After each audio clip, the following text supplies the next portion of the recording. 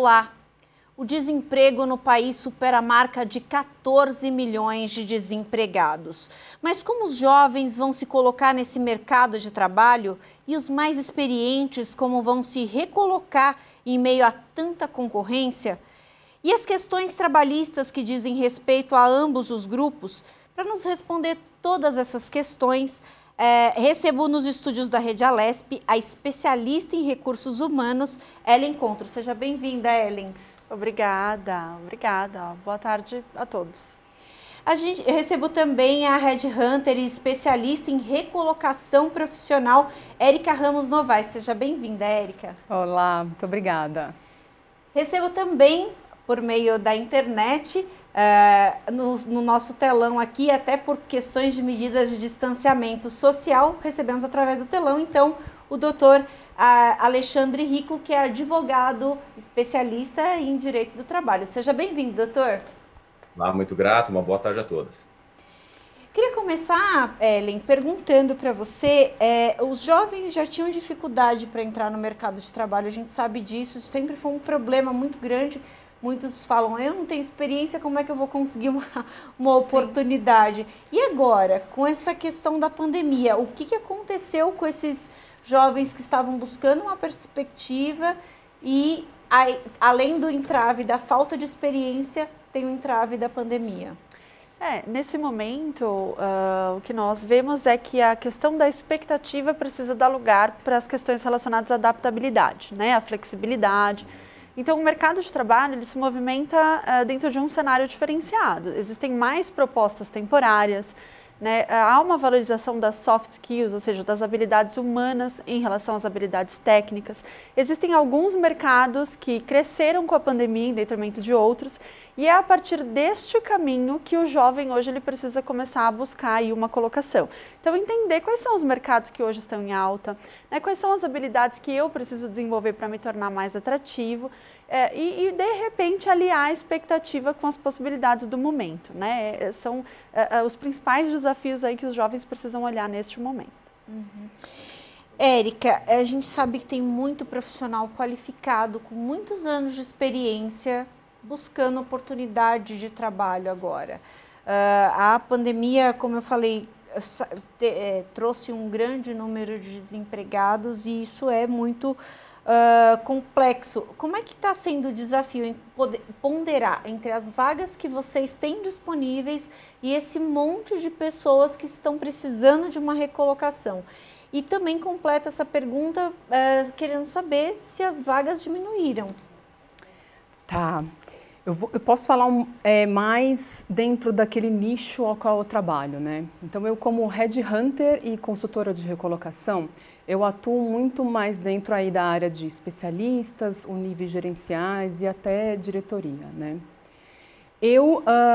A gente, como você mesmo disse, a gente chegou a níveis de desemprego aí de 14 milhões, né, de brasileiros.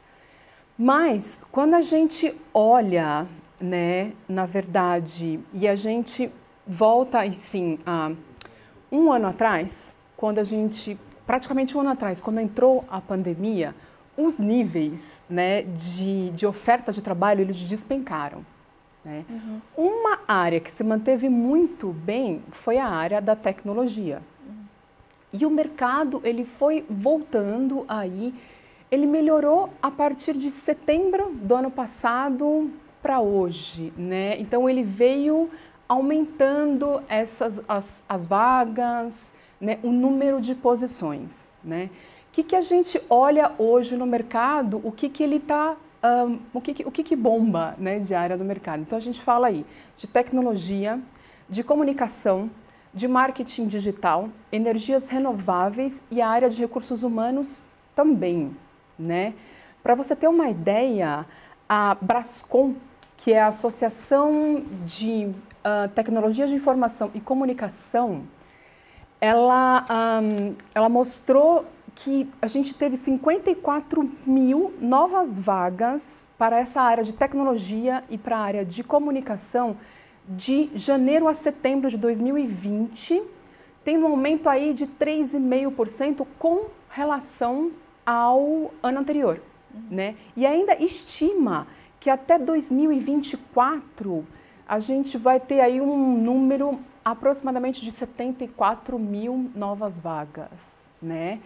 Então, o que precisa, como disse a Ellen, né? Então, assim, a gente precisa ver como está a oferta, né, no mercado para ficar de olho nessa recolocação mesmo desses profissionais. Então, existe uma oferta que diminui num lado, mas ela aumenta de outro lado. Uhum. Acho que direcionar o capital humano para o que tem, né, para o que o mercado está precisando, está pedindo, né, me parece que essa é a questão. Doutor Alexandre, a gente teve muitas mudanças aí nesse período de pandemia, inclusive da ordem trabalhista, né? E aí eu queria saber, eu queria ir por partes com o senhor, como a gente está falando dos jovens e das pessoas que já estão há algum tempo no mercado, eu queria ir por partes. Então, para começar, eu queria saber sobre as regras para contratação nesse período do aprendiz e estagiário. O que tem de legislação aí com relação a essa questão da pandemia? Bom, em relação à pandemia coronavírus, e quando nós falamos do âmbito da contratação de estagiários e a contratação de jovens aprendizes, a legislação ela não teve uma alteração substancial.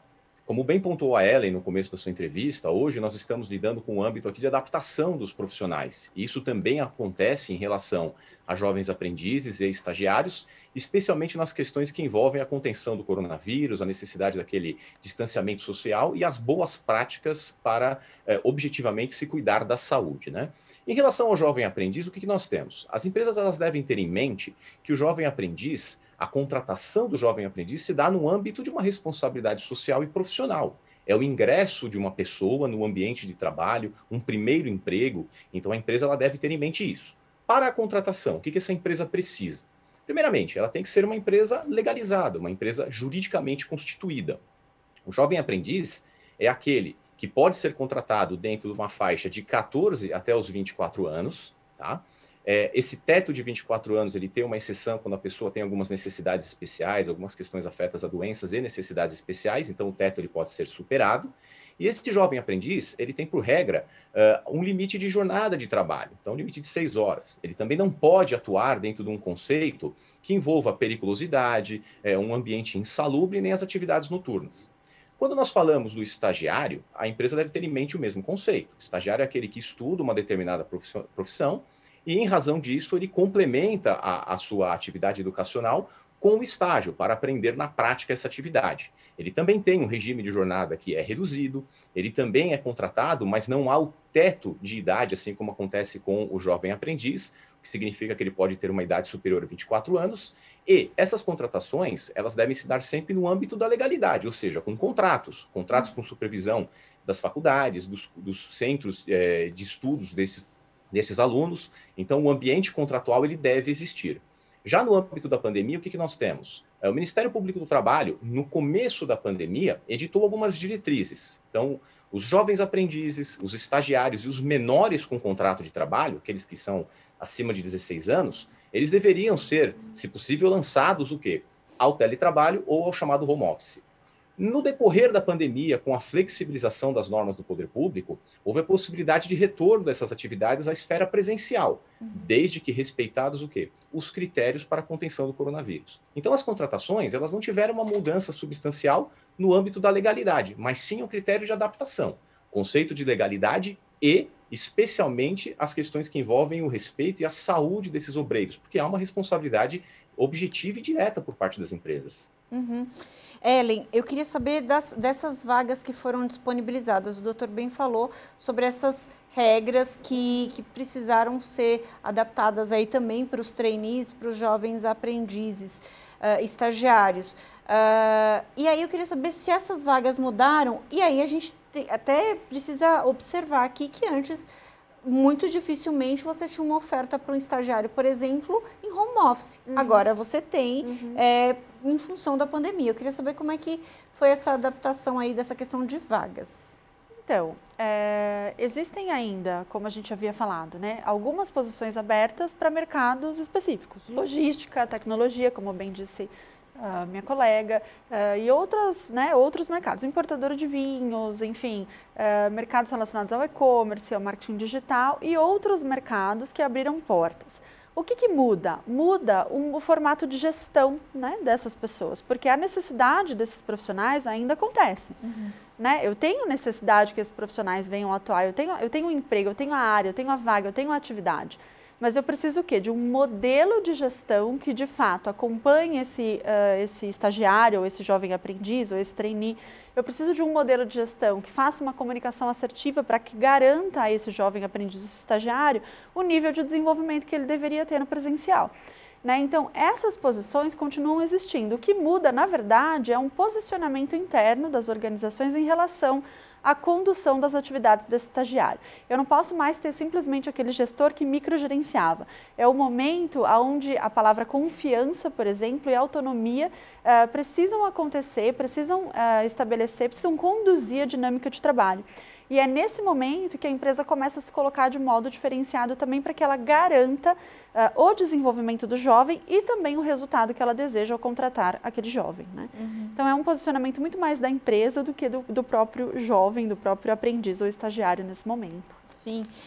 Érica, a gente sabe, por conta da pandemia, a gente também teve que mudar a forma de procurar emprego. Não teve como você fazer como antes, de pôr o currículo debaixo do braço e ir atrás do emprego.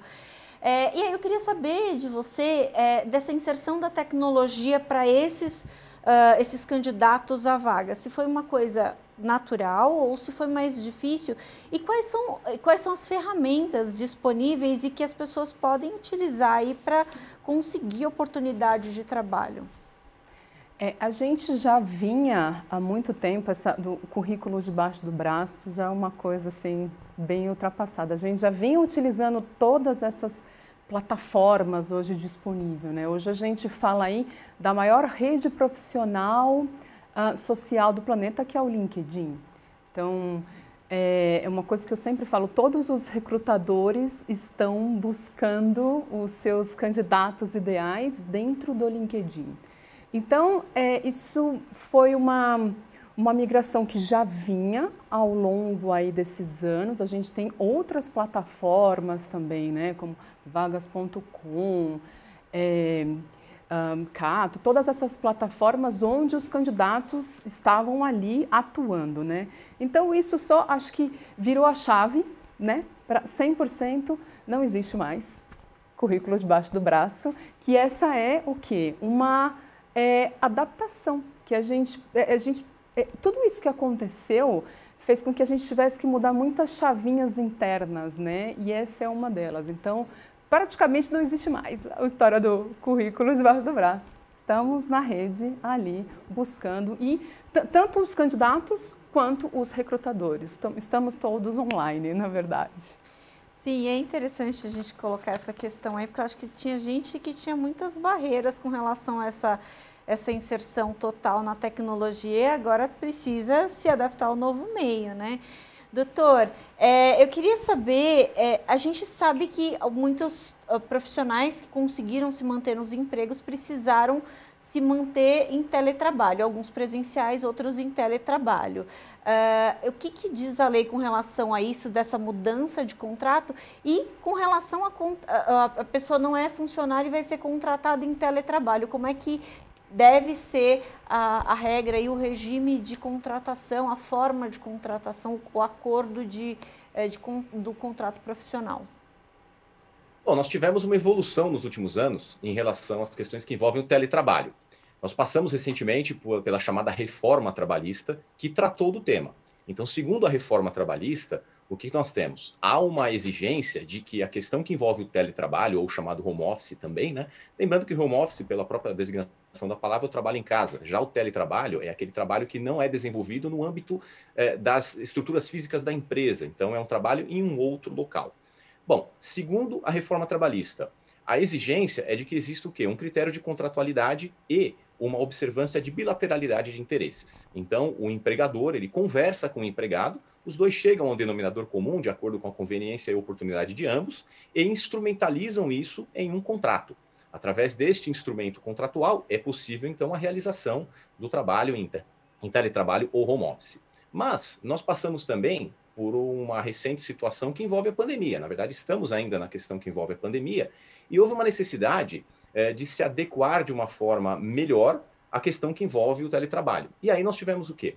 Tivemos uma medida provisória que pontuou e regulamentou o teletrabalho no âmbito da pandemia. E qual foi a diferença do teletrabalho no âmbito da pandemia? A diferença está no conceito da contratualidade. Já não existe a exigência do contrato, ou seja, aquela bilateralidade de interesses. A empresa, de acordo com os seus critérios ordinários ali de experiência, de forma discricionária, observando os critérios que envolvem também a contenção do coronavírus, a necessidade de não circulação de pessoas, para preservar o bem-estar dos seus colaboradores e daquele trabalho dentro do âmbito individual, ela pode lançar o seu obreiro ao teletrabalho ou ao home office, de um critério discricionário e sem a elaboração de um contrato. Então, a diferença foi justamente essa.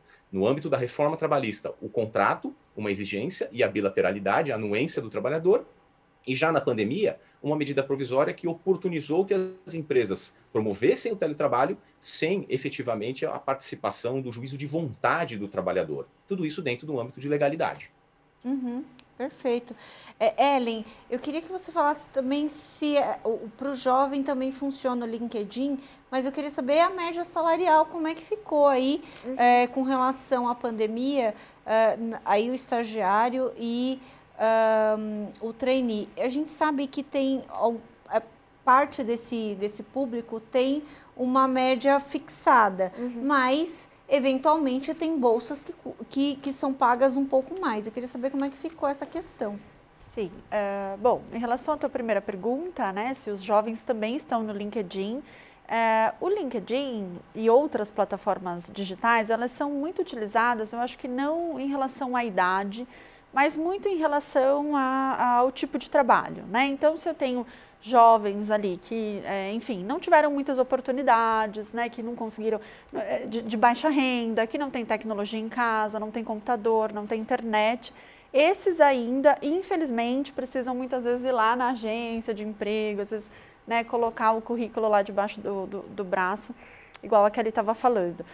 Mas aí é uma questão muito mais, justamente, né, social, de repente esse jovem não ter condição, ou mesmo de ocupar algumas posições, e por isso, né, por conta disso, ocupar posições também que os recrutadores acabam não indo, não fazendo uso da tecnologia para recrutar esses profissionais. Então, muitas vezes vagas relacionadas, né, à limpeza e outras vagas, que a exigência mínima em relação à formação acadêmica, você às vezes não encontra esses profissionais nas redes sociais, né? Então, para estes profissionais, às vezes o modelo de contratação é um modelo que não envolve a tecnologia. Isso pode acontecer e acontece ainda diante do cenário aí que a gente tem aqui no nosso país. Bom, mas em detrimento disso, todas as outras funções e todos os outros profissionais que já têm aí uma condição de ter tecnologia, internet em casa, de fato, né, o meio com que eles vão buscar é aí através das plataformas e da maior rede social profissional, que é o próprio LinkedIn. Em relação à tua outra questão, né, da faixa salarial, a gente tem, na verdade, aí por lei, né, estabelecido, e aí acho que o Dr. Rico aí pode nos apoiar nessa questão, mas aqui em relação ao estagiário, existe um piso salarial, né, aí em relação ao mínimo salário mínimo, ao salário mínimo, que gira em torno, depende muito da área de atuação desse estagiário, mas que gira em torno de R$ 1.100 a R$ 1.200, uma bolsa auxílio, porque o regime dele de contratação não é CLT, né, ele não é um CLTista, ele tem outro regime de trabalho e por isso ele tem uma bolsa auxílio, que é um auxílio que ele tem, né, justamente o nome já fala, para que ele possa exercer então essa atividade aí concomitante à atividade educacional dele. Então, uma bolsa que vai variar entre R$ 1.100, R$ 1.200, R$ 1.500 e algumas empresas aí de porte maior podem pagar até R$ 1.900, R$ 2.000. Fora isso, o estagiário também tem direito ao vale transporte, também tem direito ao seguro de vida, né? E aí, caso a empresa queira, fica a critério da empresa, isso não é obrigatório pagar um vale-refeição ou algum outro benefício. Em relação ao jovem aprendiz, ele também, né, precisa ser respeitado a questão do salário mínimo, mas ele tem uma carga horária menor. Então, o que se estabelece é que ele receba aí no mínimo R$ 4,75 por hora trabalhada, né, com base no valor total do salário mínimo. Em geral, é isso que se pratica, mas é claro que há critério da empresa, se ela quiser pagar mais do que isso, ela fica à disposição da empresa, fica aí de acordo com a estratégia organizacional mesmo. Uhum. Doutor, você quer fazer uma complementar? Não, perfeito. A Ellen pontuou muito bem. O que nós temos são condições de trabalho diferenciadas em relação às condições da CLT, né? Então, no que diz respeito ao pagamento de verba salarial ou do pagamento de um benefício para esse trabalhador, seja ele estagiário ou o jovem aprendiz, o que nós temos é uma questão regulada muito pela oferta, como ela bem pontuou. Algumas empresas têm um potencial de pagamento maior e querem, de certa forma, atrair bons estagiários para o seu quadro ali de trabalhadores, querem atrair bons jovens aprendizes, dentro de um conceito, né, de responsabilidade social e profissional, oportunizando boas condições de trabalho. Mas o fato é, são condições especialíssimas, são condições que fogem do regramento ordinário contido na CLT e parametrizados sempre de acordo com o salário mínimo, levando-se em consideração percentuais em relação a horas trabalhadas, né? Então, muito bem pontuado. Uhum. É isso. Érica, qual que é a média salarial para quem busca... a média salarial caiu em função da pandemia para quem está buscando recolocação profissional. Como é que foi essa questão aí? A gente vai ter que dividir isso também por áreas, né? Então, assim, a gente sabe que, segundo uma pesquisa da FGV Social, que é o Centro Político Social da Fundação Getúlio Vargas, a média de salário do brasileiro, ele teve uma queda de 20,1%, né? Bastante, hein? Alta, né? Com relação o segundo trimestre de 2020, comparado com o ano anterior. Mas, em função da demanda de mercado, a gente tem algumas áreas onde tiveram aumentos, né, de salarial, muito em função ao quê? A necessidade da pandemia, né? Então, de novo, falando da área de tecnologia, posições como desenvolvedor mobile, analista de tecnologia são posições em alta. Então, sim, elas tiveram um aumento salarial, muito por que são posições em alta? Por causa da demanda, né, que teve, todas as empresas foram para o digital, então esse salário subiu, né? A gente também pode observar no âmbito de logística e e-commerce, logística e produção em função do e-commerce também, né? E profissionais da área de saúde também, né? Salários da área de saúde, também a gente olha para posições aí de gestão, posições estratégicas, né? Que foram muito valorizadas nessa pandemia que a gente ainda está vivendo, né? Então, a gente sim teve um aumento para essas áreas, né? Mesmo em decorrência da média do brasileiro ter tido uma diminuição. Uhum. Doutor Alexandre, muitas empresas optaram por reduzir o salário dos colaboradores, né?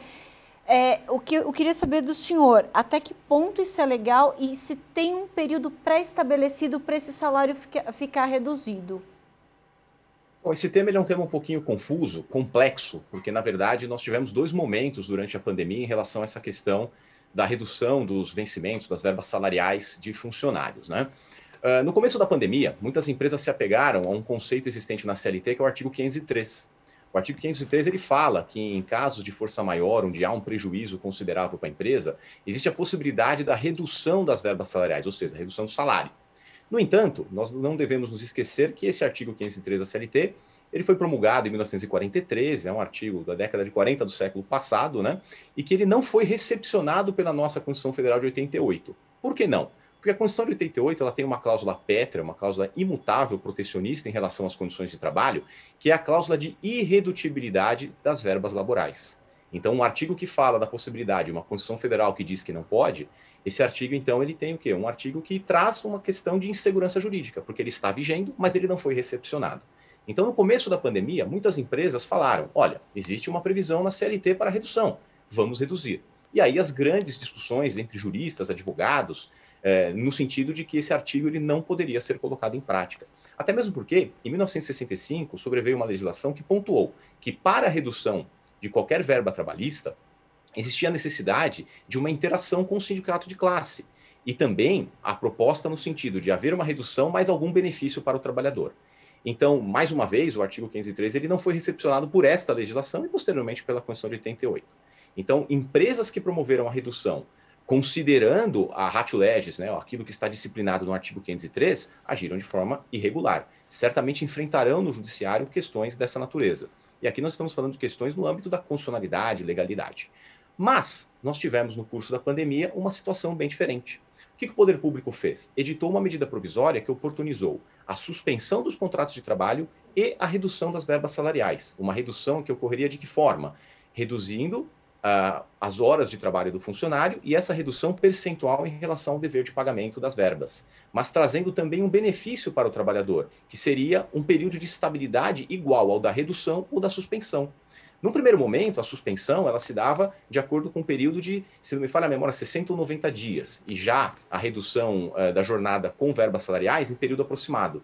Mas nós tivemos depois medidas que prorrogaram esses períodos. E o fato é que até o presente momento nós tivemos uma prorrogação dessas medidas num prazo de até 180 dias. Então as empresas que agiram dentro deste conceito, que é um conceito que trouxe para todos nós aqui na sociedade uma preservação do emprego, uma preservação da economia, uma questão erga omnes, né, protetiva em relação a toda uma sociedade, elas agiram dentro de um âmbito de legalidade. Acredito ser muito difícil alguma discussão de constitucionalidade em relação a estas medidas trazidas pelas medidas provisórias, né? Então, empresas que agiram de acordo com 503, agiram de uma forma ilegítima, mas aquelas que entraram no sistema proposto pelas medidas provisórias, agiram de forma legítima. Ok. O Alesp Cidadania vai para um rápido intervalo e daqui a pouquinho a gente volta.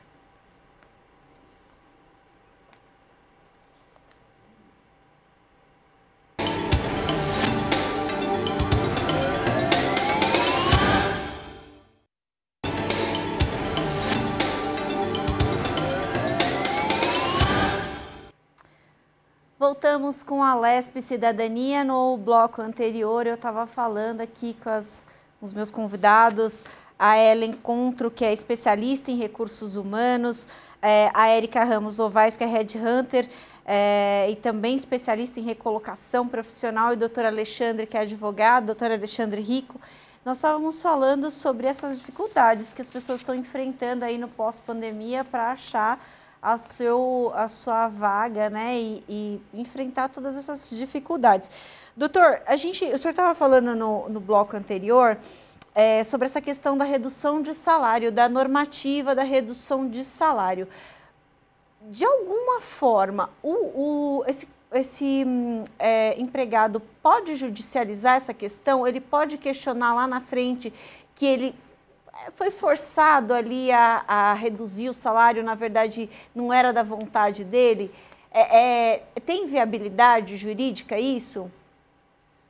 Olha, nós estamos vivendo um momento em que toda a sociedade está se adaptando, né? É uma pandemia sem precedente na nossa história moderna, especialmente na nossa história dentro das questões jurídicas, poder judiciário, as tratativas aqui que são atinentes à legalidade, né? Então, o que isso significa? Que nós não temos ainda um parâmetro no conceito de judicialização ou ainda entendimento dos nossos tribunais a respeito da questão. Isso certamente será construído com o tempo, né? Em especial por quê? O direito de ação. Então, toda pessoa tem o direito de ação, é um direito constitucionalmente salvaguardado. Especialmente nas questões que envolvem as relações laborais, todo obreiro que se sentir prejudicado em uma relação laboral, ele pode promover uma reclamação trabalhista. Nós estamos vivendo um cenário onde o nosso poder executivo, o poder legislativo, especialmente o próprio judiciário agora, ele está se adaptando a estas questões. Existem normas que são perfeitas? Evidentemente que não, porque nós estamos nos adaptando, né? Veja que as MPs saíram com determinados conceitos e com o tempo, a pandemia, ela se estendeu, pegou toda a sociedade de surpresa, então houve a necessidade de uma melhor adequação. Isso significa que algumas pessoas certamente vão entender que foram normas muito positivas, que atenderam às necessidades em um âmbito global. Outras pessoas podem entender que direitos individuais foram prejudicados.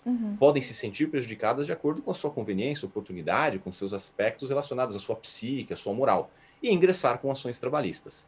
O Poder Judiciário vai enfrentar estas causas, e nós teremos vários preceitos a serem invocados. Então, nós teremos um conceito relativo a uma força maior, a um evento que é de força maior.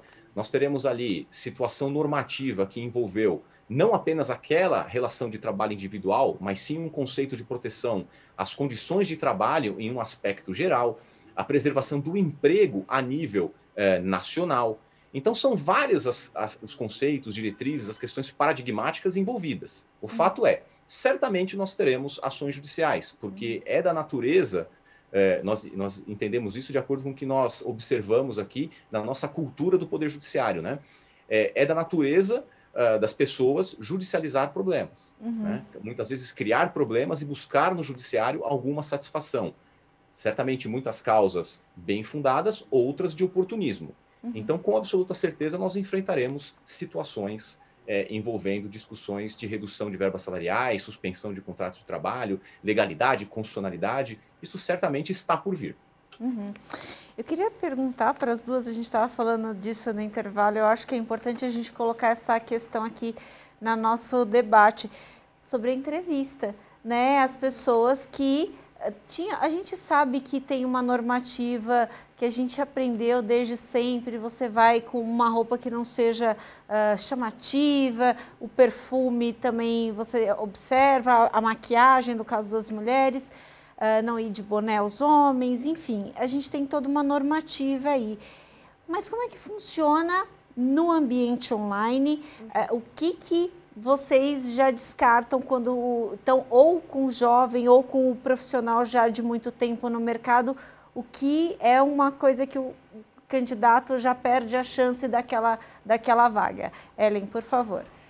Existem uma série de questões aí que a gente continua avaliando, né? Primeiro é que se espera do candidato que ele tenha a mesma postura, inclusive em relação à vestimenta, à fala, o modo de se comunicar, né, o local, como se ele estivesse numa entrevista presencial. Então, o recrutador, quando ele vai entrevistar o candidato, ele espera a mesma pessoa, né? Ele espera que a pessoa esteja bem alinhada, bem arrumada, de preferência que ela esteja num ambiente clean, né, bem iluminado, sem muitos ruídos e num ambiente organizado. O que acontece muitas vezes, né? É claro que assim, tem que existir uma flexibilidade do entrevistador, porque você está num ambiente, num formato completamente novo, né? O novo normal. Então pode atravessar a criança, o cachorro.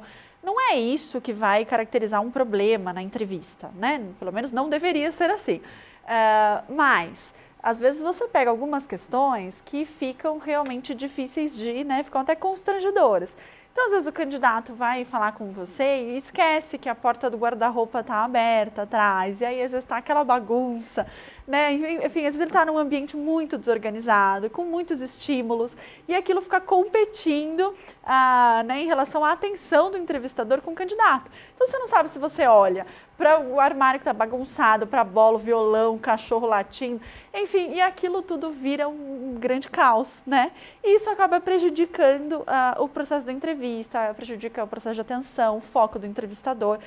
E muitas vezes vai contra alguns aspectos que o candidato, inclusive, traz para a entrevista. A gente estava comentando aqui que eu mesmo, né, já entrevistei um candidato que disse que era super organizado, mas a hora que a gente olhava o contexto ali, o cenário da entrevista, você via que aquilo não, de fato, não se evidenciava.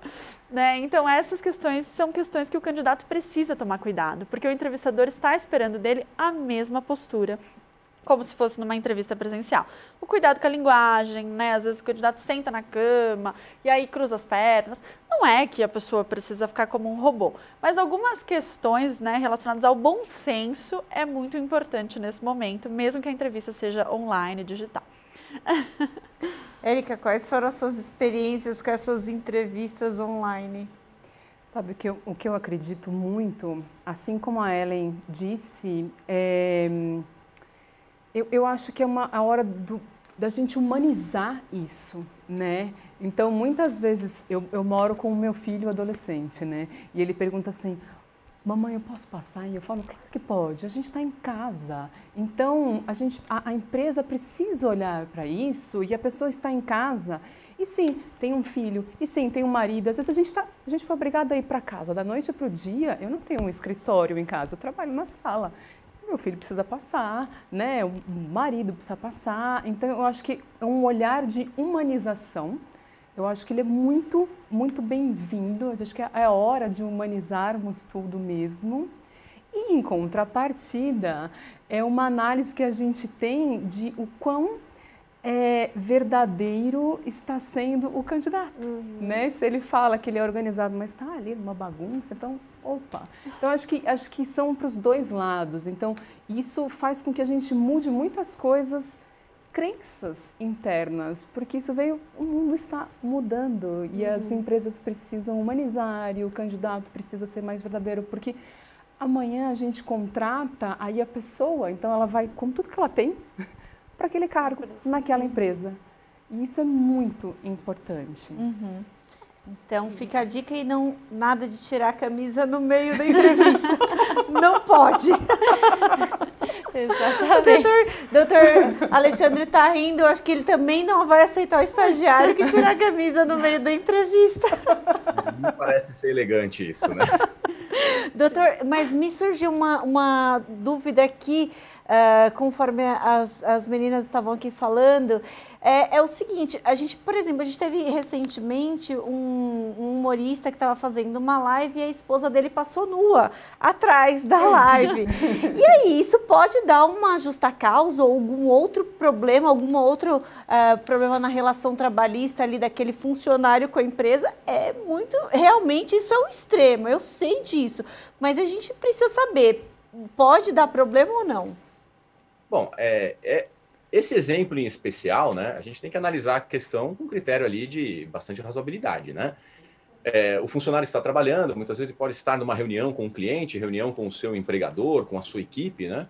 E aí um terceiro passa atrás dele, enfim, de alguma forma inapropriada, né? Nós temos um fato de terceiro. Se nós pensarmos aqui no âmbito da legislação, não foi uma conduta do profissional, propriamente dito. Não foi ele, obreiro, no exercício do home office ou do teletrabalho, que teve uma conduta inapropriada. Foi um terceiro. Então, esse fato, ele evidentemente deve ser relevado, né? Agora, quando nós tivermos alguma atitude que seja realmente desrespeitosa, afrontosa, em que o obreiro mostrar, assim, um descaso e até ter alguma conduta, se o caso obscena, porque surgiram muitos cenários dessa natureza durante a pandemia, o teletrabalho e o home office, né? A internet, ela divulga coisas muito boas e também informações que muitas vezes são obscenas, né? Então, pessoas que agiram dessa forma foram dispensadas por justa causa, porque evidentemente atentaram contra a dignidade dos empregadores, dos demais funcionários, das equipes, né? Então, o funcionário ele tem que tomar muito cuidado. O home office, ele nos deu uma liberdade ali um pouco diferenciada, né? Nos trouxe um novo modelo, mas aumentou a nossa responsabilidade. Então, realmente, organizar o espaço, ter umas vestimentas que sejam ali condizentes com o exercício da atividade, porque embora em teletrabalho ou na sua própria casa, você está no exercício de uma atividade. Então, minimamente, uma elegância, uma descrição, ela deve ser atendida de forma pontual pelo obreiro. Muito bem. E tem uma questão interessante aí, que pegando um gancho aqui no que o doutor Alexandre está falando, que é a questão dos combinados, né? Porque agora virou essa mistura, quer dizer, que em que momento que eu estou na minha casa, em que momento que isso daqui, né, virou um escritório, enfim, em que momento que é o momento da família, do trabalho. E todos esses ambientes estão acontecendo ao mesmo tempo, né? E muitas vezes não é pelo fato de que você está trabalhando que o resto da tua família esteja. Então, às vezes eu estou trabalhando, mas meu filho está lá brincando. E precisa haver um tipo de administração, né, e de combinados dentro da casa para que haja respeito mútuo, né? Porque, é claro, nem todo mundo vive numa casa com 7, 8, 9 ambientes. Tem gente que tem 3 filhos, o cachorro, o marido, a avó, a mãe, o pai, cunhado, todo mundo morando dentro do mesmo ambiente. E como é que a gente faz nesse cenário? Né? Por isso que é muito importante uma conversa aberta, né? No sentido de que, olha, deste horário, vou estar trabalhando, então, de repente, nesse horário eu trabalho no ambiente tal, enquanto você fica no ambiente tal, nesse outro horário eu trabalho em outro ambiente. A gente sabe que nem sempre isso é possível, né? Porque a gente tem, sim, uma realidade de muitas pessoas vivendo em ambientes pequenos, mas dentro dos limites, aí, dentro do possível, fazer uma dinâmica que consiga respeitar a todos e respeitar os ambientes que essas pessoas estão inseridas também, seja dentro de casa, no ambiente de trabalho, seja em qualquer outro tipo de ambiente, escolar e etc., que acontece dentro da mesma casa. Né? Então, essas questões são muito importantes para que a gente consiga, de fato, não cair aí nessas questões que vão prejudicar todas as pessoas ali, né? Enfim, nesse momento. É interessante essa colocação que você fez, Ellen, porque a gente aqui na Rede Alesp, a gente está nesse sistema híbrido, né, para que não tenha tantas pessoas aqui dentro da redação. Então, a gente está aqui em distanciamento, a gente tem poucos funcionários aqui dentro do estúdio, dentro da redação, justamente para que a gente consiga manter todo mundo saudável. E aí, a gente tem uma jornada também em home office, né? Então, tem sido... e aí, no começo, eu, por exemplo, gravava na sala da minha casa. Aí eu percebi que ninguém conseguia mais passar na sala, porque não dá, no meio da gravação, alguém passar, né? Então, eu separei um espaço e fiz como se fosse um estúdio dentro da minha casa. Mas, mesmo assim, é difícil. As minhas cachorras, elas ficam muito bem, até o carteiro bater no portão. Bater no portão, aí elas participam, às vezes do link, às vezes do programa. Então, tudo isso convivendo. Às vezes, eu já até aviso pro convidado, olha, você me desculpa se tiver alguma interferência. Outro dia, eu conversando com o prefeito, ele falou assim, não se preocupa não, aqui a minha interferência aqui é galinha, que a gente está no interior, a de vocês aí é cachorro, não tem problema. Mas eu queria tocar num outro assunto com vocês, porque eu acho que é importante a gente colocar nesse papo, que é a questão psicológica. Tem muita gente que ou está buscando a primeira oportunidade ou a recolocação e está num estado de nervos muito, muito difícil, né?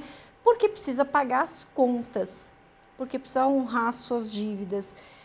Eu queria saber se vocês têm observado isso, dessa questão desse abalo psicológico desses candidatos, e se isso, de alguma forma, interfere na escolha de vocês. Ou seja, você vê que tem 2 candidatos ali que são muito qualificados e aí você acaba escolhendo um que você vê que nitidamente está muito desesperado porque tem ali uma situação familiar e etc.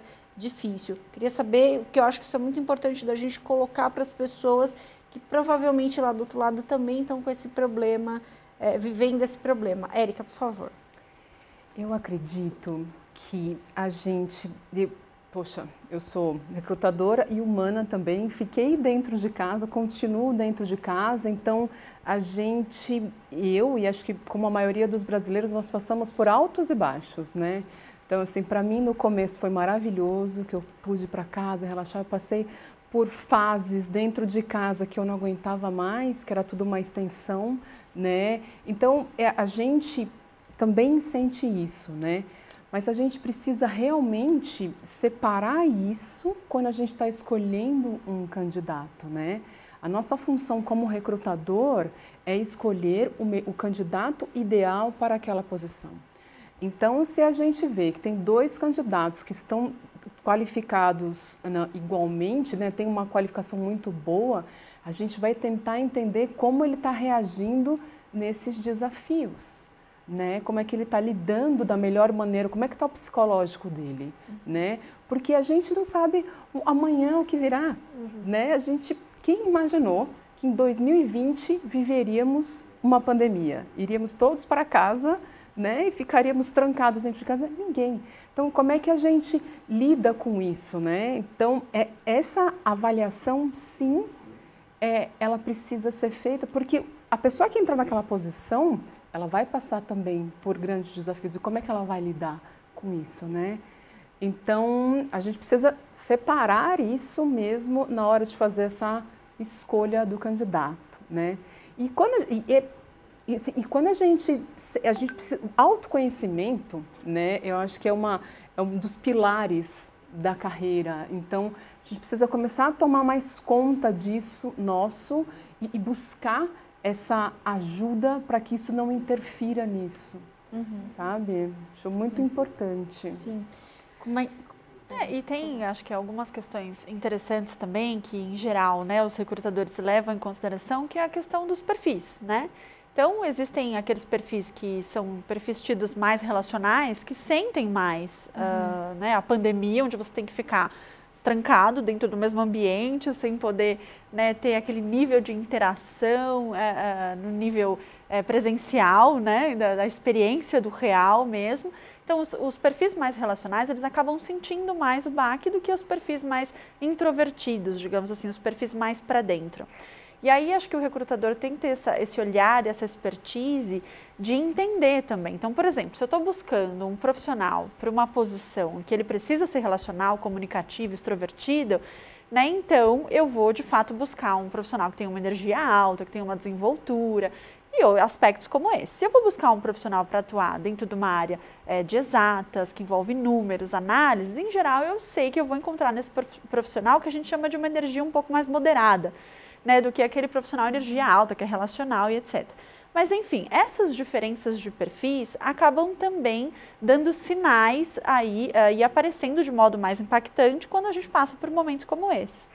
É óbvio que os números relacionados à doença mental subiram, né, de forma absurda, né? Então, a gente tem acompanhado algumas pesquisas que, em relação ao ano passado, subiu mais de 300% a busca relacionada a palavras como doença mental, depressão, pânico e etc., justamente por conta desse rompimento abrupto nas relações, né, que a gente está vivendo por conta da pandemia. E aí entra um aspecto muito interessante que a Kelly compartilhou, que é o seguinte: a gente precisa avaliar com humanidade, né, o recrutador, porque às vezes você percebe que aquela pessoa não está bem, mas ao mesmo tempo eu preciso olhar para a empresa e perceber também, será que vale a pena, neste momento, eu trazer esse profissional para dentro dessa organização? Será que ele vai dar conta? Que eu acho que é uma coisa que ela estava abordando aqui. Né? Então, o recrutador ele fica dentro desse meio termo. Será que eu ajudo esse profissional? Eu estou vendo que ele não está bem psicologicamente. Será que eu ajudo esse profissional se eu deixar ele avançar no processo seletivo? Ou será que eu estou criando um problema maior para essa pessoa?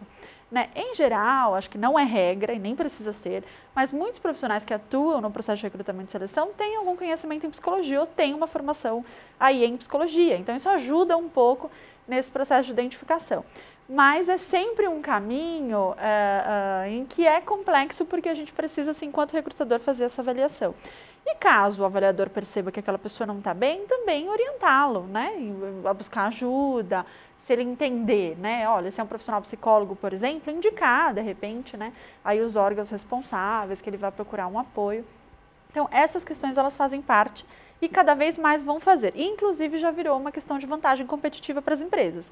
As empresas, né, enfim, aquilo que existe em relação a cenários para 2021, perspectivas envolvem empresas que atuam com saúde mental, que abrem espaço para programas de saúde mental dentro da própria instituição. E aí isso se torna, de fato, uma vantagem competitiva. Difícil aqui, hein, doutor? Eu achei aqui bem complicado. A tarefa de vocês não é fácil de fazer todo esse perfil, essa identificação aí desse candidato perfeito, né? Uhum. Para aquela vaga. Mas, doutor, eu queria comentar com o senhor uma outra questão. Por exemplo, no caso do funcionário que testa positivo para Covid no ambiente de trabalho, o que acontece? A empresa é obrigada a deixá-lo em separado? Como é que funciona? E não só o profissional que foi contaminado, como quem está em volta, a equipe que está em volta. Bom, o que a empresa deve fazer é atender as diretrizes do poder público específicas à questão do coronavírus, né? Quais são essas condições? O funcionário que testou positivo, ele deve ser afastado do convívio com os demais funcionários, entra num período, evidentemente, de quarentena. Isso por quê? Porque não se preserva apenas a saúde daquele funcionário, mas também a coletividade de pessoas à volta. Todo empregador, ele tem por dever cuidar da saúde funcional dos seus funcionários, dos seus empregados, né? Então, tendo ali um funcionário que testou positivo, assim como muitas empresas têm adotado um critério de funcionários que apresentam muitas vezes alguns sintomas, mas ainda não foram identificados positivamente com o vírus, também têm sido deixados de uma forma diferenciada em relação aos outros, né? Então é um momento agora de adaptação, de cuidado, tendo as empresas uma responsabilidade não só com aquele obreiro, mas com a coletividade de funcionários, todo cuidado é pouco. Então, o aconselhável é que a empresa realmente tome medidas de proteção, de distanciamento, para salvaguardar a saúde de todos os seus obreiros, né? Uhum. Ellen, a indicação boca a boca, a gente sabe que ela sempre foi muito eficiente, muito importante aí para conseguir uma oportunidade. Isso funciona também para o jovem? Eternamente.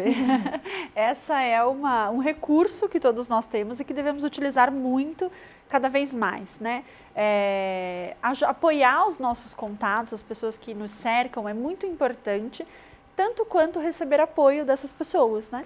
Por isso que cada uma das vezes que a gente participa de um evento, de uma palestra, enfim, que a gente convive com as pessoas, é importante a gente entender as necessidades dessas pessoas para que a gente possa avaliar de que modo a gente pode buscar, ajudar, até porque em dado momento a gente também vai precisar buscar alguma oportunidade, a gente também vai ter alguma necessidade. Então, e quem mais pode ajudar a gente, ou quem melhor para ajudar a gente, logo de cara, do que aquelas pessoas que convivem com a gente, que a gente conhece. Então, é um momento contínuo, nunca vai parar este momento, de fato, da gente ficar antenado e pedir ajuda para as pessoas que nos cercam, né? Poxa, vê lá se tem uma vaga onde você está, será que tem uma posição aberta, será que estão precisando de alguém? Né? Então, esse contato, ele sempre será positivo. Uhum. Érica, como é que funciona para recolocação? É nos mesmos moldes? Tem algo mais específico? A gente talvez aí amplie para os antigos contratantes? Como é que funciona com a recolocação? Da mesma maneira, né? Eu acredito, assim, a indicação, ela faz parte do quê? Do networking.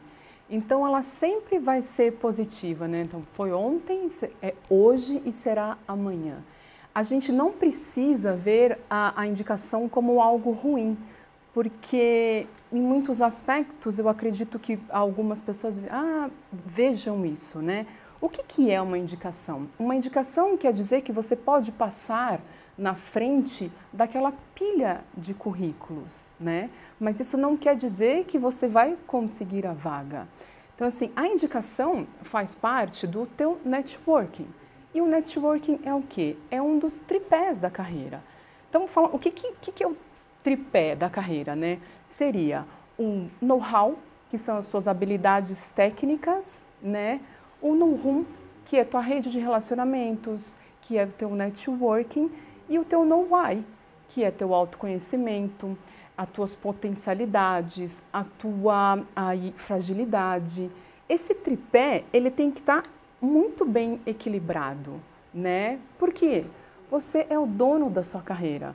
Porque hoje, vamos supor, você busca recolocação, mas amanhã não, mas você está numa empresa que eventualmente você quer fazer uma mudança e você está cuidando da sua carreira.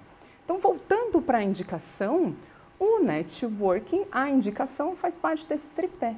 Então, sim, né, ele é extremamente benéfico. E eu acredito também que o networking, ele não é só o pedir ajuda, sabe? Ele é ajudar e pedir ajuda, ele é uma troca. Ele é uma troca, é isso o networking. Uhum. E hoje, nesse mundo digital, a gente olha e, vou falar de novo do LinkedIn, né? Tem um ambiente que é muito propício, você vai encontrar ali colegas que eram da sua faculdade, às vezes de 20 anos atrás, né? Então, ele permite esse espaço ainda que ele facilita isso. Então, eu acredito muito no networking e a indicação acho bem benéfica também. Doutor, a gente já está encerrando a nossa conversa, mas eu queria colocar uma última questão rapidamente para o senhor, que eu acho que é muito importante para a gente amarrar a nossa conversa. Os trabalhadores podem ser forçados a se vacinar ou ser condicionado só ao contrato se você tiver com a sua carteirinha de vacinação em dia? Bom, agora há pouco nós falamos da questão da judicialização de conflitos, né? Uhum. E esse tema é um tema bastante preocupante, né? O que nós temos?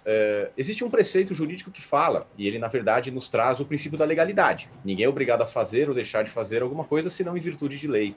Nós não temos uma lei que obrigue as pessoas a tomar uma vacina.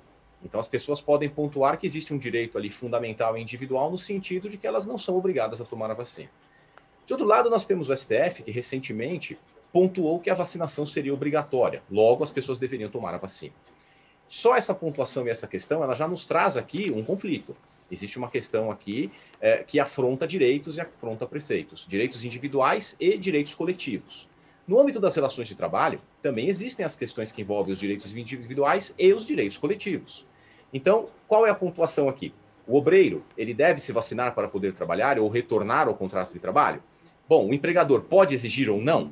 O fato é, cabendo ao empregador o salvaguardo da saúde, não só dos seus colaboradores, dos seus funcionários, mas também de todos os seus parceiros, das pessoas que se relacionam com a empresa e até mesmo consumidores, eu vejo que seria lícito por parte da empresa, a empresa exigir sim um comprovante de vacinação.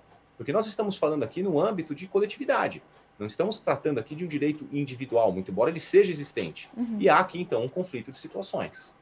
O que nós temos em mente hoje é que, tendo o STF pontuado que a vacinação seria obrigatória, estamos falando da contenção de um vírus que nos trouxe um conceito aqui de pandemia. Temos a saúde de uma coletividade em jogo, que não apenas atrapalhou as questões de saúde propriamente dita, mas também a economia como um todo, problemas sociais, econômicos, financeiros, laborais. Então, diante da grandiosidade deste cenário, eu vejo que as empresas elas devem sim exigir e poderiam sim exigir, sem trazer prejuízos no âmbito de uma legalidade. Mas temos conceitos aqui em conflito. Então, certamente, nós teremos muitas ações judiciais no futuro discutindo situações dessa natureza. Ok. Queria agradecer muito a presença de vocês aqui na Alesp Cidadania. Acho que foi um bate-papo muito bacana e esclarecedor sobre vários pontos que são importantes. Muito obrigada, Ellen. Muito obrigada, Érica. Muito obrigada, doutor Alexandre, por esse bate-papo aqui na Rede Alesp. Esse foi mais um Alesp Cidadania. A gente falou sobre colocação e recolocação profissional. Esteve aqui comigo no estúdio a Ellen Contro, especialista em recursos humanos, a Érica Ramos Novaes, headhunter e especialista em recolocação profissional, e o doutor Alexandre Rico, que é advogado trabalhista. Muito obrigada pela sua companhia. Você fica agora com a programação da Rede Alesp. Você pode rever esse programa e outros programas da Rede Alesp nas nossas redes sociais. Muito obrigada e até a próxima.